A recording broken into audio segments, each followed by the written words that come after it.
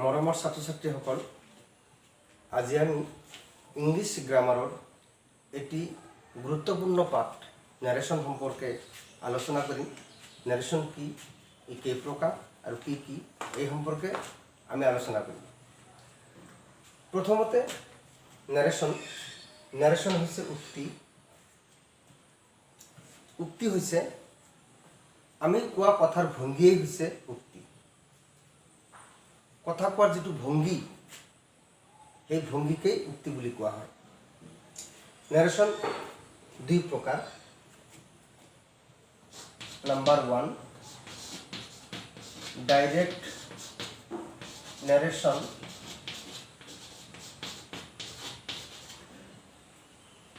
প্ৰত্যক্ষ উক্তি।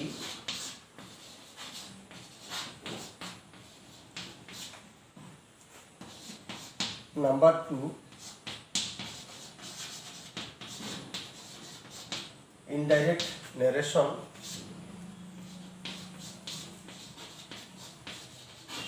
পৰোক্ষ উক্তি। ডাইৰেক্ট ন্যাৰেশন প্ৰত্যক্ষ উক্তি, ইনডাইৰেক্ট ন্যাৰেশন পৰোক্ষ উক্তি। ডাইৰেক্ট ন্যাৰেশন কাক কয়? বক্তাৰ কথাখিনি হুবহু প্ৰকাশ কৰিলে তাক ডাইৰেক্ট স্পীচ বোলে। ডাইৰেক্ট স্পীচত বক্তাৰ কথাখিনি ইনভাৰ্টেড কমাৰ মাজত থাকে। যেনে Raju says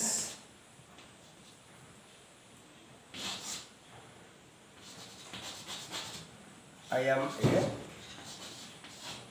boy. Inverted comma দিব লাগিব। এইখিনি হৈছে ডাইৰেক্ট স্পীচ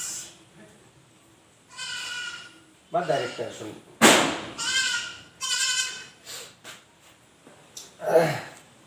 এতিয়া ইনডাইৰেক্ট নেৰেশ্যনক কিন্তু আকৌ আমি স্পীচ বুলিও ক'ব পাৰি। গতিকে এতিয়া হ'ব ইনডাইৰেক্ট স্পীচ।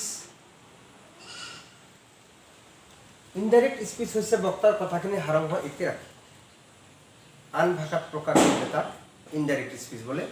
ইনডাইৰেক্ট স্পীচত ইনভাৰ্টেড কমাৰ পৰিৱৰ্তে ডেট কনজাংচন ব্যৱহাৰ হয়। যেনে ৰাজু says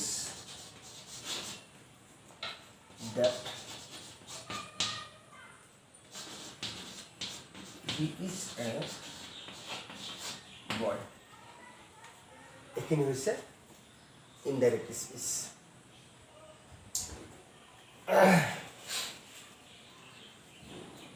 মই আৰু এটা বস্তু দেখুৱাই দিছোঁ।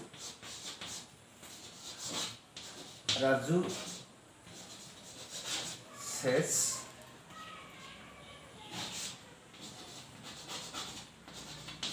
I am a boy.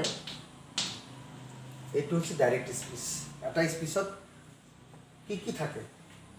এটা দুটা খণ্ড আছে, আমাৰ দুটা পাৰ্ট আছে। এটা পাৰ্ট আৰু এই এটা পাৰ্ট। এই পাৰ্টটোৰ নাম হৈছে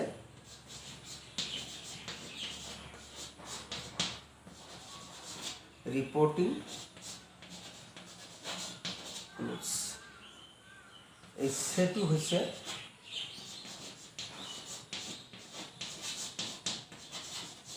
ৰিপৰ্টিং ভাৰ্ব। এই ৰাজু হৈছে স্পিকাৰ।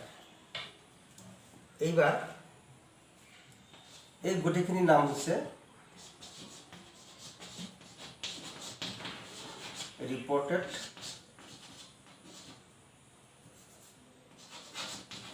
ক্লোথছ। এমটো হৈছে ৰিপৰ্টেড ভাৰ্ব আৰু আই হৈছে সাবজেক্ট। আমি এইখিনি বস্তু জানি লৈছোঁ যে এটা স্পীচত দুটা পাৰ্ট থাকে। প্ৰথম পাৰ্টটো হৈছে ইনভাৰ্টেড কমাৰ বাহিৰত যিটো পাৰ্ট থাকে। ইনভাৰ্টেড কমাৰ বাহিৰত যিটো পাৰ্ট থাকে সেই পাৰ্টটোৰ নাম হৈছে ৰিপৰ্টিং ক্লোজ। ক্লোজ মানে খণ্ডবাক্য। আৰু এই ৰিপৰ্টিং ক্লোজত কি বস্তু আছে লক্ষ্য কৰা সে আছে ভাৰ্ব এই ভাৰ্বটোৰ নাম হৈছে ৰিপৰ্টিং ভাৰ্ব ৰাজু আছে এই ৰাজু হৈছে স্পিকাৰ এইবাৰ ইনভাৰ্টেড কমাৰ মাজত যেটো ক্লোজ আছে সেই ক্লোজটোৰ নাম হৈছে ৰিপৰ্টেড ক্লোজ আৰু এই যে এম ভাৰ্ব এই ভাৰ্বটোৰ নাম হৈছে ৰিপৰ্টেড ভাৰ্ব আৰু আই হৈছে সাবজেক্ট বাস এখানে আমি বস্তুখিনি জানি লৈছোঁ এটা ক্লোজত বা এটা স্পিচত কেইটা ক্লোজ থাকে আৰু সেই ক্লোজসমূহত কি বস্তু থাকে এইখিনি আমাৰ এতিয়া জনা হ'ল এতিয়া আমি নেৰেশ্যন কৰাৰ আগতে যিখিনি প্ৰাথমিক যিখিনি আমাৰ জনা বস্তু সেইখিনি আমি জানিলোঁ এতিয়া নেৰেশ্যন এটা ডাইৰেক্টৰ পৰা ইনডাইৰেক্ট এনেকৈ কৰিব পাৰি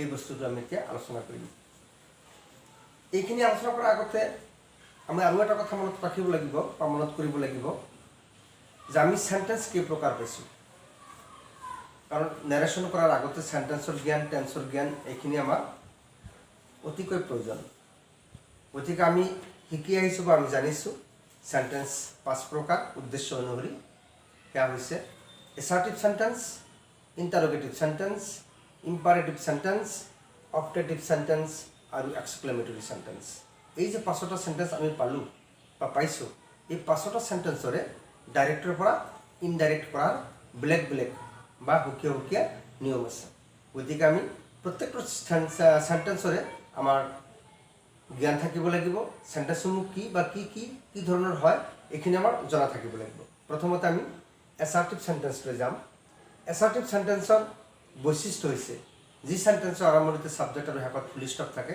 সেয়া হৈছে এছাৰ্টিভ সেন্টেন্স এতিয়া সাবজেক্টটো নাউন হ'ব পাৰে নাইবা প্ৰনাউন হ'ব পাৰে গতিকে আমাৰ জানিব লাগিব আৰম্ভণিত সাবজেক্ট আৰু শেষত থাকে ফুল ষ্টপ সেয়া হৈছে এছাৰ্টিভ সেন্টেন্স গতিকে আমি এতিয়া নেৰেশ্যনৰ প্ৰথম সেন্টেন্সটো আমাৰ এছাৰ্টিভ সেন্টেন্সৰ নেৰেশ্যনখিনি আমি এছাৰ্টিভ সেন্টেন্সৰ বাক্য এটা কেনেকৈ ডাইৰেক্টৰ পৰা ইনডাইৰেক্ট কৰিব পাৰি এই নিয়মখিনি আমি আলোচনা কৰিম এছাৰ্টিভ সেন্টেন্স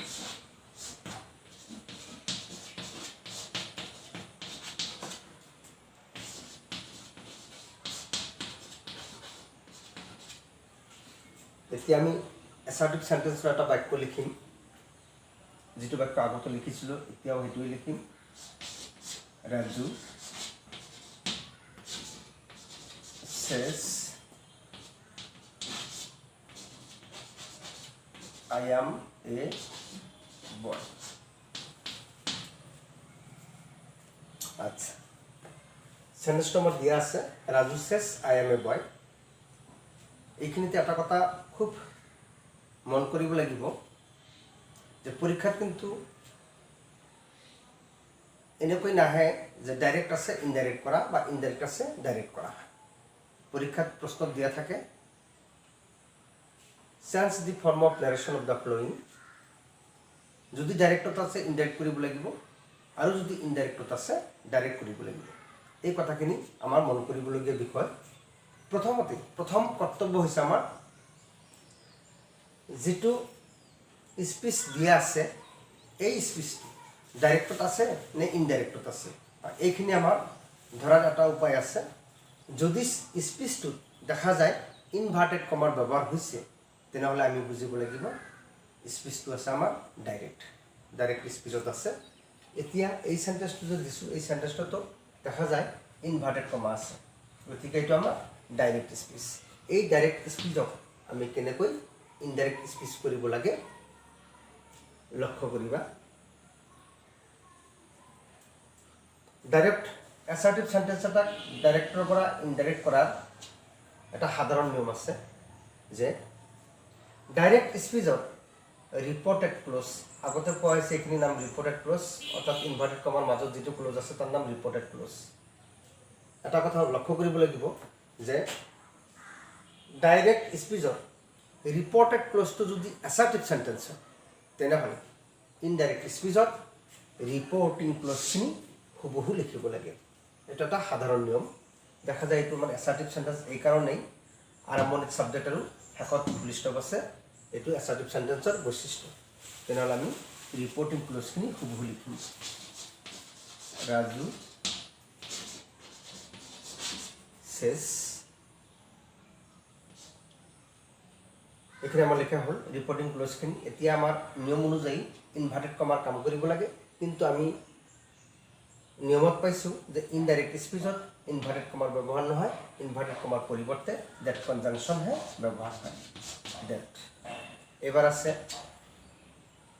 সাবজেক্ট আছে আই রিপোর্টেড ক্লোজৰ সাবজেক্ট আই আছে পাৰ্সোনাল প্ৰোনাউন আছে যে পাৰ্সোনাল প্ৰোনাউনসমূহ ইনডাইৰেক্ট স্পিচত বাওঁফালে দিয়া আছে এনেকৈ পৰিৱৰ্তন হয় লিষ্টটো চাই ল'বা ভালকৈ গ্ৰামাৰটো ধুনীয়াকৈ দিয়া আছে বস্তুখিনি চাই ল'লেই হ'ল আই যদি আছে তেনেহ'লে হ'ব হি নাইবা সি দুটা অপশ্যন আছে আমাৰ হি নাইবা সি এতিয়া কথা হ'ল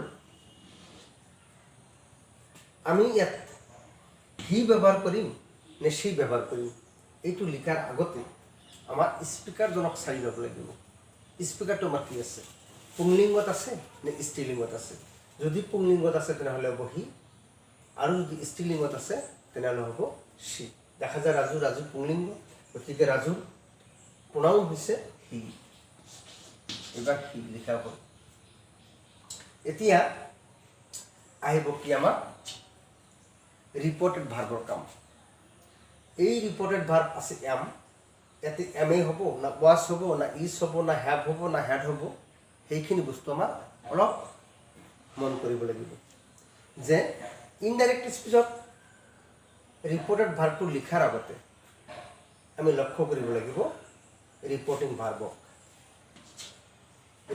ভাৰ্বটোক চাই ল'ব লাগিব কাৰণ এটা নিয়মত আছে যে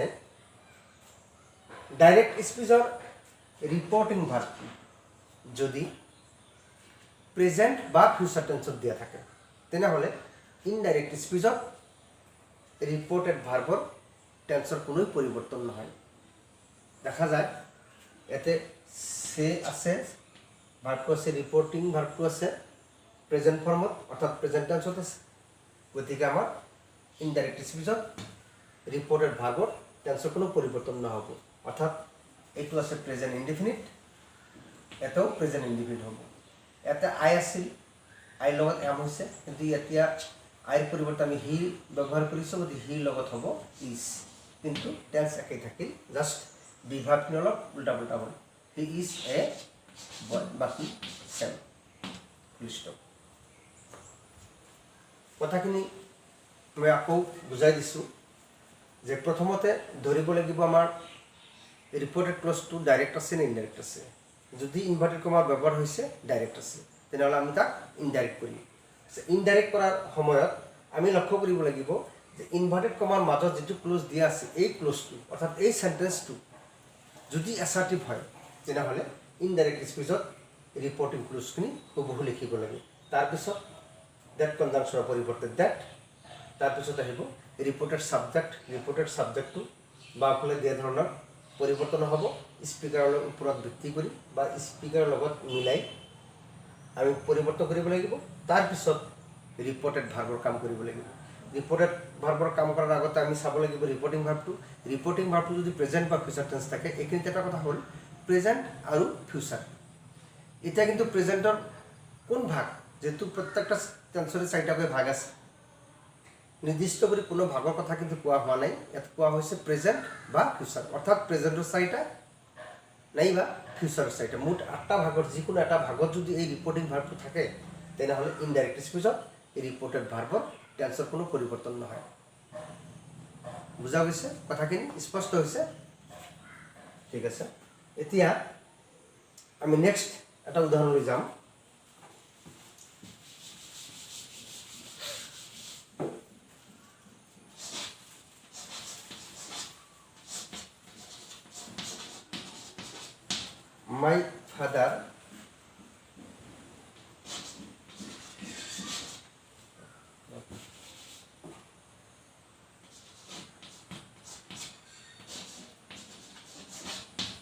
My father will say, I shall go to market.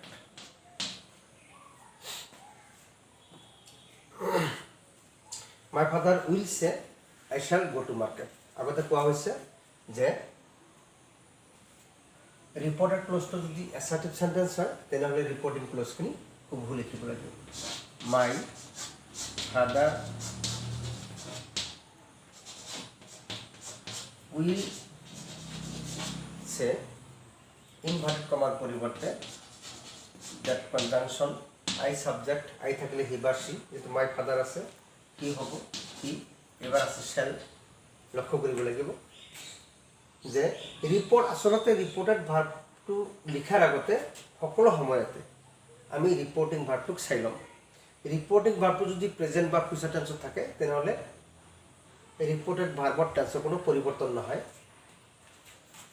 ইয়াতেও কি দিয়া আছে উইল সে ফিউচাৰ টেন্সত দিয়া আছে, তেনেহ'লে আমাৰ ৰিপৰ্টেড ভাৰ্বৰ টেন্সৰ কোনো পৰিৱৰ্তন নহ'ব।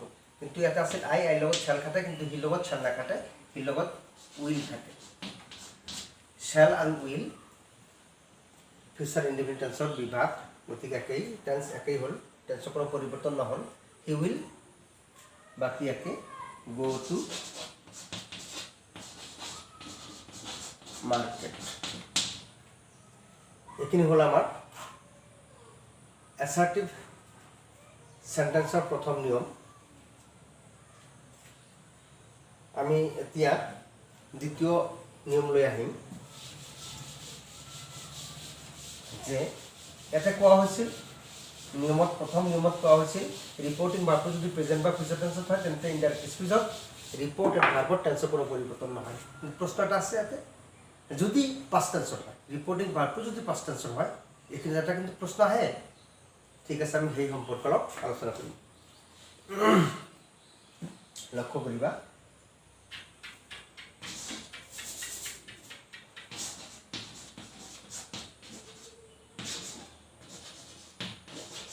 Gita said,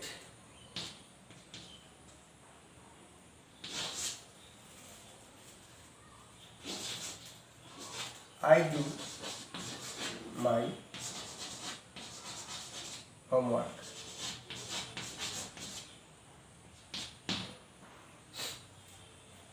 Gita said, I do my homework. Inverted কমাৰ মাজত কোৱা হৈছে আগতে, মানে ডাইৰেক্টৰ পৰা আচলতে নেৰেশ্যন কৰাৰ সময়ত ডাইৰেক্ট প্ৰথমতে লক্ষ্য কৰিব লাগিব ডাইৰেক্ট আছে নে ইনডাইৰেক্ট আছে, বাছ ইনভাৰ্টেড কমাৰ ব্যৱহাৰ আছে মানে আমি বুজিব লাগিব ডাইৰেক্ট আছে। এতিয়া আমি ইয়াক ইনডাইৰেক্ট কৰিম। আচ্ছা, ইনডাইৰেক্ট কৰাৰ আগত আকৌ এটা বস্তু লক্ষ্য কৰিব লাগিব যে আমাৰ ৰিপৰ্টেড ক্লজটো কি চেণ্টেন্সত আছে। যদি এছাৰ্টিভ চেণ্টেন্স হয় তেনেহ'লে ৰিপৰ্টিং ক্লজখিনি হুবহু লিখিব লাগিব, কাৰণ এইখিনি কথা কোৱাৰ যুক্তি আছে। যুক্তিটো আমি পিছত পাম, বেলেগ চেণ্টেন্সত পাম। গতিকে বাৰে বাৰে কোৱা হৈছে যে ৰিপৰ্টেড ক্লজটো যদি এছাৰ্টিভ চেণ্টেন্স হয় তেনেহ'লে আমি ৰিপৰ্টিং ক্লজখিনি হুবহু লিখিব লাগে। তেনেহ'লে গীতা said, গীতা said, এতিয়া ইনভাৰ্টেড কমাৰ পৰিৱৰ্তে that। এইবাৰ আছে আই থাকিলে হি বা সি, যেহেতু গীতা আছে সি হ'ব। এবার আছে রিপোর্টেড ভার্ব, রিপোর্টেড ভাৰ্বৰ কাম কৰিব লাগে। এটা আছে ডু। ৰিপোৰ্টেড ভাৰ্বৰ কাম কৰাৰ আগতে আমি চাব লাগিব ৰিপোৰ্টিং ভাৰ্বটো। ৰিপোৰ্টিং ভাৰ্বটো আছে সেইট আছে পাষ্ট ফৰ্মত, তেনেহ'লে আমাৰ ৰিপোৰ্টেড ভাৰ্বৰ টেন্সৰ পৰিৱৰ্তন হ'ব। নিয়মত দিয়া আছে যে ডাইৰেক্ট স্পীচৰ ৰিপোৰ্টিং ভাৰ্বটো যদি পাষ্ট টেন্সৰ হয় তেনেহ'লে ইনডাইৰেক্ট স্পীচত ৰিপোৰ্টেড ভাৰ্বৰ কাৰেস্পণ্ডিং পাষ্ট টেন্সৰ হ'ব, আৰু সেই পাষ্ট টেন্সৰ যে হ'ব সেই লিষ্টটো টেন্সৰ পৰিৱৰ্তনৰ যিটো লিষ্ট ইয়াতে তলত দেখুওৱা হৈছে আৰু গ্ৰামাৰটো দিয়া আছে, ভালকৈ চাই ল'বা বস্তুখিনি। গতিকে যেহেতু আমাৰ ৰিপৰ্টিং ভাৰ্বটো আছে পাষ্ট টেন্সত, আমি ৰিপৰ্টেড ভাৰ্ব পাষ্ট টেন্স কৰিব লাগিব। আৰু কোন এটা দিয়া আছে present indefinite to past indefinite. আমাৰ বাক্যটো কি আছে I do my homework, present indefinite আছে, এইটো হ'ব পাষ্ট ইনডিফিনিট। ডুৰ past form did, I did. My থাকিলে কি হয় মাই থাকিলে সাধাৰণতে হিজ বা হাৰ, যেহেতু গীতা এটা হ'ব হাৰ। হাৰ হোমৱৰ্ক, এইখিনি হ'ল আমাৰ এই ৰিপৰ্টিং ভাৰ্বটো যদি পাষ্ট টেন্সৰ হয় তেনেহ'লে আমি এই নিয়মে ডাইৰেক্টৰ পৰা ইনডাইৰেক্ট কৰিম। নিয়মটো মই আকৌ কৈছোঁ যে ৰিপৰ্টিং ভাৰ্বটো যদি পাষ্ট টেন্সৰ হয় তেনেহ'লে ইনডাইৰেক্ট স্পীচত ৰিপৰ্টেড ভাৰ্বো কাৰেছপণ্ডিং পাষ্ট টেন্সৰ হ'ব, আৰু সেই কাৰেছপণ্ডিং ৰূপটো দেখুওৱা হৈছে ইয়াতে। মুখস্থ কৰি ল'বা, ভালকৈ লিখি ল'বা, গ্ৰামাৰটো দিয়া আছে, ধুনীয়াকৈ চাই ল'বা। এনেকৈ আমি কৰিলোঁ। গীতা ছেইড ডেট, যেহেতু আমাৰ এছাৰ্টিভ চেণ্টেন্স হুবহু লিখিলোঁ, ইনভাৰ্টেডৰ পৰিৱৰ্তে ডেট, এবাৰ আই আছে, হি নাইবা সি, গতিকে গীতা আছে সি, এবাৰ ডু আছে প্ৰেজেণ্ট ফৰ্মত, অৰ্থাৎ বাক্যটো প্ৰেজেণ্ট ইণ্ডিপেণ্ডেণ্ট টেন্সত আছে, আৰু বাওঁফালে আমাৰ ৰিপৰ্টিং ভাৰ্বটো আছে পাষ্ট টেন্সত। তেনেহ'লে আমি টেন্স পৰিৱৰ্তন কৰিবই লাগিব। প্ৰেজেণ্ট ইণ্ডিপেণ্ডেণ্ট থাকিলে পাষ্ট ইণ্ডিপেণ্ডেণ্ট, গতিকে ডুৰ পাষ্ট ফৰ্ম ডিড, মাই থাকিলে হিজ বা হাৰ, এইটো গীতা স্পীকাৰ লগত মিলাই হাৰ হোমৱৰ্ক। এইটো হ'ল আমাৰ আজি যিখিনি আলোচনা হ'ল, মই আশা কৰোঁ নিশ্চয় বুজিব পৰা গৈছে। আৰু যদি কিবা অসুবিধা হয় পিছৰ ক্লাছত আমি ভালকৈ তোমালোকক বুজাই দিম। সময় হৈছে বহুত, আজিৰ কাৰণে আমি এইখিনিতেই সামৰিছোঁ। Thank U.